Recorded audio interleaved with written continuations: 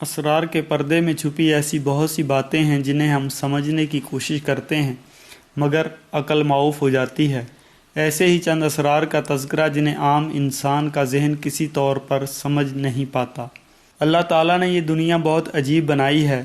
اس میں ایسے ایسے بھید ہیں کہ عام انسان کی رسائی ناممکن ہے۔ ایسے ایسے طبقے بنائے گئے ہیں کہ صرف روایات میں ان کا پتہ چلتا ہے۔ بعض قومیں یا طبقے ایسے ہیں جن کے بارے میں قرآن مجید اور احادیث میں بھی اشارے ملتے ہیں، لیکن ہمیں ان کے بارے میں زیادہ معلومات نہیں ہیں۔ جب تصوف کا ذکر ہوتا ہے اور ولیوں، قطبوں وغیرہ کی بات ہوتی ہے تو ایک لفظ بہت سننے میں آتا ہے اور وہ ہے ابدال، کہ فلاں اپنے وقت کے ابدال تھے۔ آئیں اسلامی نقطہ نظر سے ابدالوں کے بارے میں کچھ جاننے کی کوشش کرتے ہیں، مگر ابدالوں کے بارے میں کچھ اور جاننے سے پہلے یہ جان لیں کہ طبقہ صوفیہ کی کتنی اقسام ہیں اور ان سب کی ذمہ داریاں کیا ہیں۔ سرۃ الاسراء میں لکھا ہے کہ طبقہ صوفیہ کی 7 نوع ہیں: طالب، مرید، سامکہ، سائر، مائر، واصل، قطب۔ مردان خدا کی تعریف میں یوں آیا ہے کہ مردان خدا یہ لوگ ہیں: اوتار، ابدال، اخیار، ابرار، نقبہ، بخبہ، محمدی، مکتومان، معلمدان یعنی مجدبان۔ ان کی تعداد کے بارے میں لکھا گیا ہے کہ نقبہ کی تعداد 300 ہے اور سب کا نام علی ہے۔ بخبہ تعداد میں 70 ہیں، ہر ایک کا نام حسن ہے۔ اخیار 7 ہیں، ہر ایک کا نام حسنی ہے۔ محمدی 4 ہیں اور ان کا نام محمد ہے۔ غوث 1 ہے اور اس کا نام عبداللہ ہے۔ جب غوث وفات پا جاتا ہے تو محمدی میں سے ایک شخص متعین ہو جاتا ہے اور اس کی جگہ نقبہ میں سے ایک شخص، اور اس کی جگہ بخبہ میں سے ایک اور شخص، اس کی جگہ مخلوق میں سے مقرر ہو جاتا ہے۔ مزید وضاحت یوں آئی ہے کہ نقبہ کا مسکن مغرب ہے، بخبہ کا مصر۔ اخیار ہمیشہ سیاحت کرتے رہتے ہیں، ان کو سکون اور قرار نہیں ہے۔ محمدی زمین کے گوشوں میں رہتے ہیں۔ غوث کا مسکن مکہ شریف ہے، مگر یہ درست نہیں، کیونکہ حضرت عبد القادر جیلانی رحمۃ اللہ علیہ کا مسکن، جو کہ غوث اعظم تھے، بغداد تھا۔ توضیح مذاہب میں لکھا ہے کہ مکتومان 4000 اشخاص ہیں جو چھپے رہتے ہیں اور اہل تصوف انہی میں سے ہیں، لیکن جو اشخاص اصل اہل عقیدت ہیں ان کو درجہ قرب حاصل ہے اور ان کے احکام نافذ ہوتے ہیں، ان کی تعداد 300 ہے۔ ایک اور کتاب میں ان حضرات کے مقام کے بارے میں کچھ اور وضاحت کی گئی ہے۔ اس کتاب کا نام خلاصۃ الخصاطب ہے۔ اس کتاب کی روایت کے مطابق 7 اشخاص ہیں جن کو اخیار اور سیاح بھی کہتے ہیں اور ان کا مقام مصر ہے۔ اللہ تعالیٰ نے ان کو سیاحت کا حکم دیا ہے تاکہ عابدہ اور عابدوں کو ارشاد کریں۔ 70 اور ہیں جن کو بخبہ کہتے ہیں اور وہ مغرب میں رہتے ہیں۔ 40 اشخاص اور ہیں جن کو ابدال کہا جاتا ہے، ان کا مقام ملک شام ہے۔ 7 ابرار ہیں جو حجاز میں مقیم ہیں۔ 5 محمدی ہیں جو عالم کے ستون ہیں اور دنیا کے ساتھ قائم ہیں، وہ دنیا کے اطراف میں رہتے ہیں۔ 4 اوتار ہیں جن کے ساتھ عالم کا مدار مستحکم ہے، جس طرح رسی کا مدار میخ پر ہوتا ہے۔ 3 نقبہ ہیں جو اس امت کے نقیب کہلاتے ہیں، اور ایک قطب اور غوث ہے جو تمام عالم کا فریاد رس ہے۔ جب قطب دنیا سے رخصت ہو جاتا ہے تو اس کی جگہ اور قائم ہو جاتا ہے۔ کشف الصفات میں لکھا ہے کہ بخبہ 7 ہیں جن کو رجال الغیب کہتے ہیں، اور نقبہ 100 ہیں جن کو برا کہا جاتا ہے۔ اولیاء میں سب سے کم درجہ نقبہ کا ہے۔ حضرت صلی اللہ علیہ وآلہ وسلم نے فرمایا، میری امت میں سے 7 ابدال 7 اقلیموں میں رہیں گے۔ پہلی اقلیم کا ابدال حضرت ابراہیم علیہ السلام کی طرز پر ہے، جس کا نام عبد الحی ہے۔ دوسری اقلیم کا ابدال حضرت موسیٰ علیہ السلام کی طرز پر ہے، جس کا نام عبد العلیم ہے۔ تیسری کا حضرت ہارون علیہ السلام کی طرز پر ہے، جس کا نام عبد المریہ ہے۔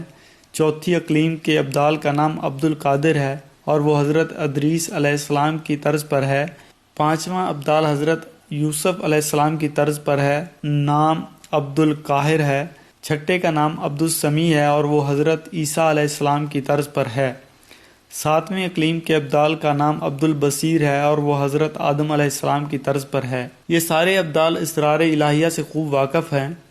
ان میں سے عبد القادر اور عبد القاہر کے فرائض یہ ہیں کہ اگر کسی شہر یا ملک پر عذاب نازل ہو تو وہ اس کے محتمم ہوتے ہیں۔ ان میں سے جب ایک مر جاتا ہے تو عالم ناسوت سے ایک اور شخص اس کا مقام کیا جاتا ہے اور پہلے ابدال کے نام پر پکارا جاتا ہے۔ اس کے علاوہ 350 اور ابدال ہیں جو پہاڑیوں اور بیابانوں میں رہتے ہیں، جن کی خوراک درختوں کے پتے اور میوے ہوتے ہیں۔ ان میں سے 300 حضرت آدم علیہ السلام کی طرز پر ہوتے ہیں۔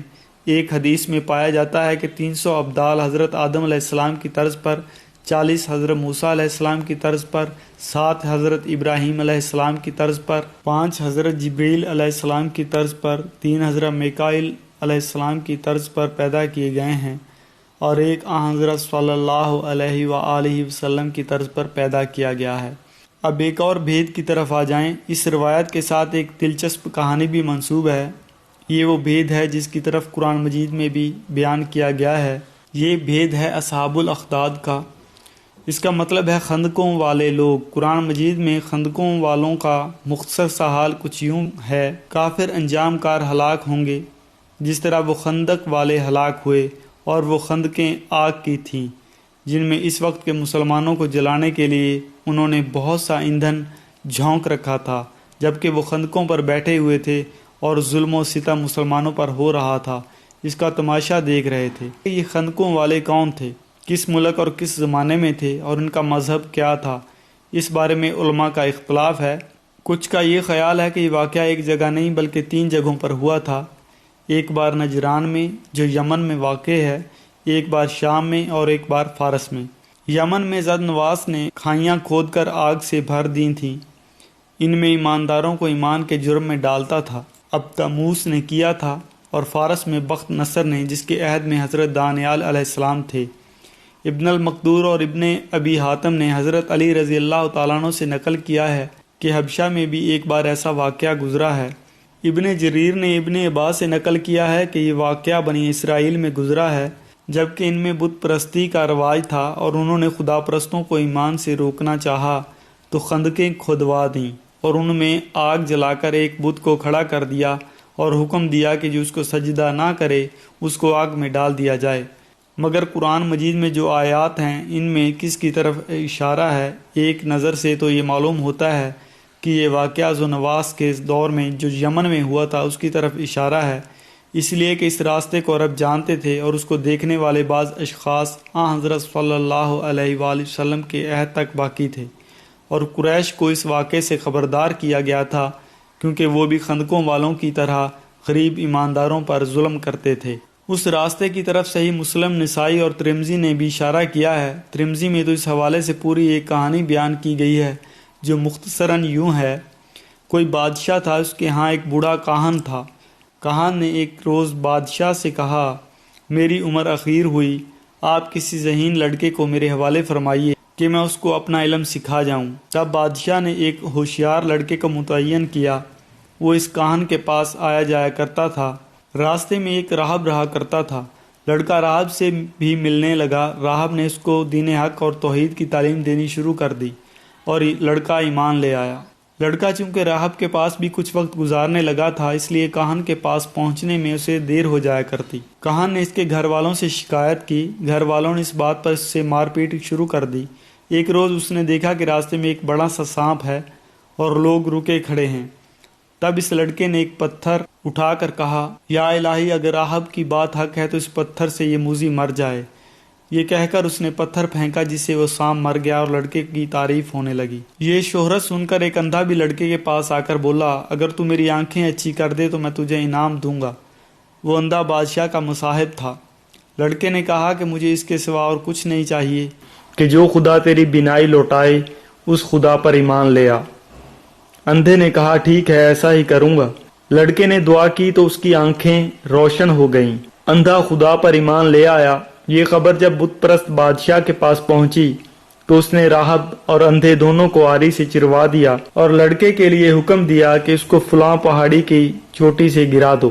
جب سپاہی لڑکے کو اوپر لے گئے تو وہ خود گر کر مر گئے اور لڑکا بچا رہا۔ پھر بادشاہ نے حکم دیا کہ اس کو کشتی میں سوار کروا کر دریا میں لے جا کر غرق کر دو۔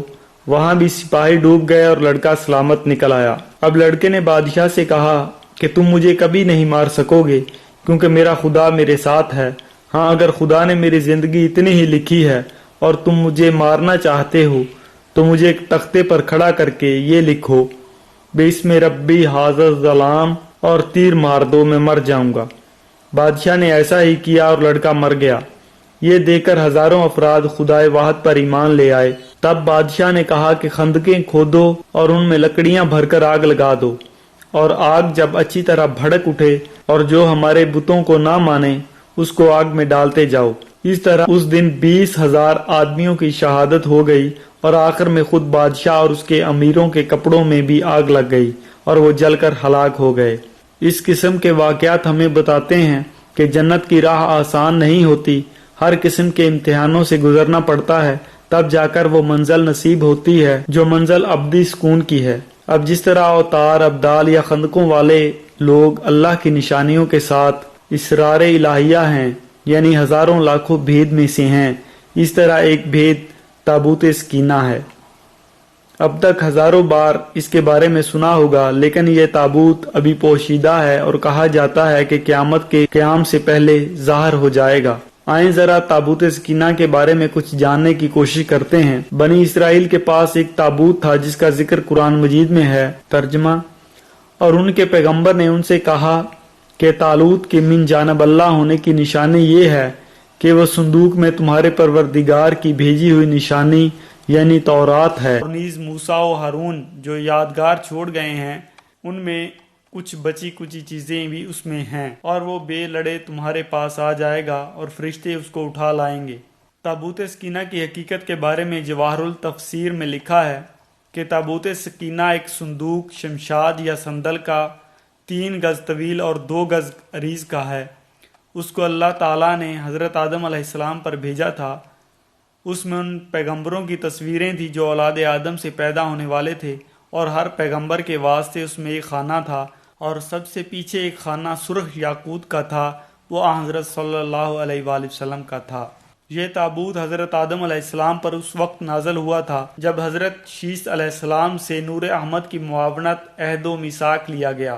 فرشتوں کی گواہیاں ہوئیں اور یہ اقرار پایا کہ جس پیغمبر کے پاس یہ صندوق ہوگا وہ اپنے آئندہ سن کے سپرد کر کے محافظت نور محمدی صلی اللہ علیہ وآلہ وسلم کا عہد کرے گا۔ اس طرح حضرت شیس علیہ السلام سے حضرت اسماعیل علیہ السلام تک یہی طریقہ رہا۔ اس کے بعد حضرت الصبا تک پہنچا، وہاں سے امالتا اسے چھین کر لے گئے جس پر بنی اسرائیل رویا کرتے تھے۔ امالتا نے وہ صندوق اپنے بت خانے میں لا کر رکھا تو تمام بت اس کے آگے گر پڑے، صرف ایک بت سونے کا تھا جس میں جواہرات لگے ہوئے تھے باقی رہا۔ صبح کے وقت اس قوم کے سردار جب پوجا پاٹ کے لیے بت خانے میں داخل ہوئے تو یہ حال دیکھا۔ امالتا حیران ہو گئے اور تابوت سکینہ پر بتوں کو بٹھا کر چلے گئے، اور دوسری صبح جب بت خانے میں گئے تو بت نیچے تھے اور تابوت اوپر۔ اس پر حیران ہوئے، تب لوہے کی میخوں سے اس تابوت کو جڑ دیا۔ دوسری صبح آئے تو اس بڑے بت کے ہاتھ پاؤں ٹوٹے ہوئے تھے اور وہ تابوت اس پر رکھا ہوا تھا۔ پریشان ہوئے، جب بنی اسرائیل سے پوچھا تو انہوں نے بتایا کہ یہ تابوت بنی اسرائیل کے خدا نے بھیجا ہے، بت کدا اس کی جگہ نہیں ہے۔ اگر چند دن اور یہ تابوت وہاں رہ گیا تو تمہارا بت خانہ ہی فنا ہو جائے گا۔ تب امالتا نے اس تابوت کو ایک گاؤں کی حد میں دفن کر دیا۔ اس کا نتیجہ یہ ہوا کہ اس گاؤں کے سب لوگ مر گئے۔ وہاں سے اٹھا کر دوسری جگہ رکھا گیا، وہاں کے لوگوں پر بھی آفت نازل ہوئی۔ غرض یہ کہ اس طرح 5 شہر ویران ہو گئے۔ آخرکار لاچار ہو کر بیلوں پر لاد کر ہانک دیا۔ اللہ تعالیٰ نے فرشتے بھیجے کہ وہ بیلوں کو حضرت شموئیل کے ہاں ہانک لائیں۔ حضرت علی رضی اللہ تعالیٰ عنہ سے منقول ہے کہ سکینہ کا چہرہ آری کی طرح تھا اور اس کے 2 بازو تھے۔ لڑائی کے وقت اس میں سے ایسی ہوا نکلتی تھی کہ دشمن بھاگ جاتے تھے۔ اور بعض کہتے ہیں کہ سکینہ ایک تشت تھا جس میں انبیاء علیہ السلام کے دل دھوئے گئے تھے۔ زاد المیر میں لکھا ہے کہ سکینہ خدا کی جانب سے ایک اوج ناطقہ تھا۔ جب بنی اسرائیل کسی بات میں اختلاف کرتے تو اس تابوت کے پاس آ کر بیان کرتے اور وہ روح جواب دیتی اور ان کا شبہ دور ہو جاتا۔ تفاسیر میں لکھا ہے کہ اب وہ تابوت عصائے موسیٰ سمندر میں ہے اور قیامت سے پہلے ظاہر ہوگا۔